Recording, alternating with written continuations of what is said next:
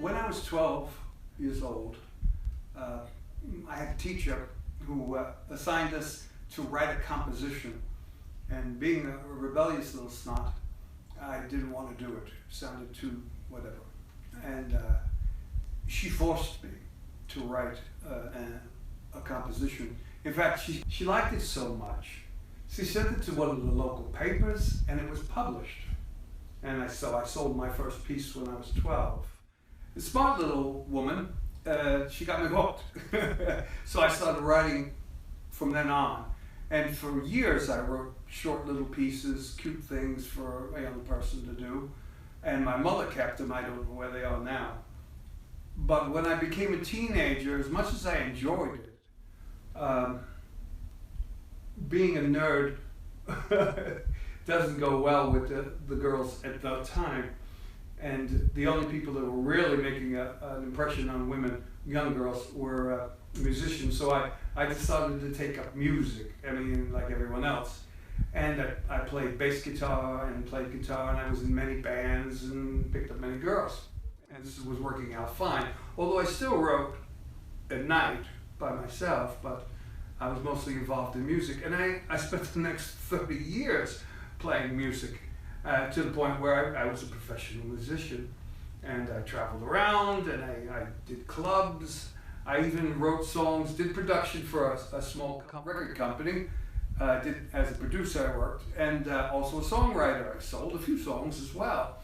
And then years later, I also first started to get a little older and get a little more tired of packing equipment and traveling across the country and unpacking, playing, packing again, and whatever. The life was just getting too much for me. And I had always been writing. And I was also writing music. And like I said, I sold a few things. And then eventually, I used to record them in my home. I had a nice 12-track. And I wrote some songs and I decided to put them down. I was going to get them on tape and send the tapes out and trying to sell some more songs. And I got these songs down and I listened back to them and I said, these songs are great, but I'll never sell them because they're so old sounding. I mean, it's like someone saying, hey, I just wrote a great song, it's called The Charleston.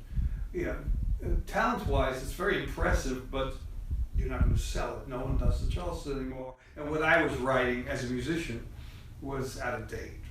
So I decided it was my career as a musician was over, and decided to go back to my writing. And got real serious about it and started to send out short stories. I was very blessed.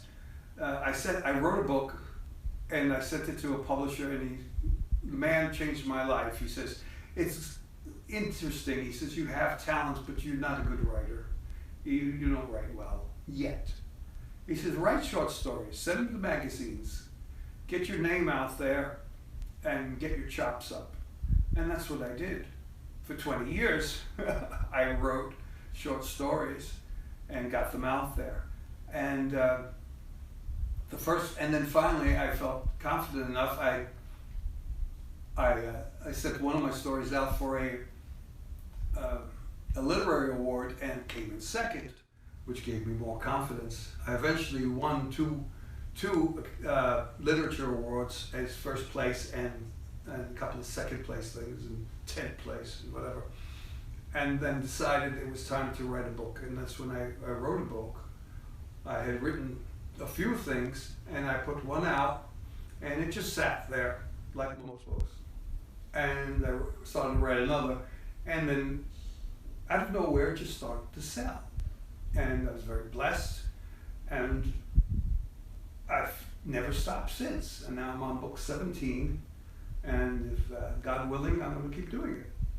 I'd like to get up to 60, if that's possible. That'd be nice. Whatever God wants, God gets and deserves. I trust Him. So we'll see what happens, but I really would like to get to 60. That would be fun. I'm having fun with this. I'm very blessed, very thankful, and I have a good wife behind me and good friends, and I wish you all. Thank you.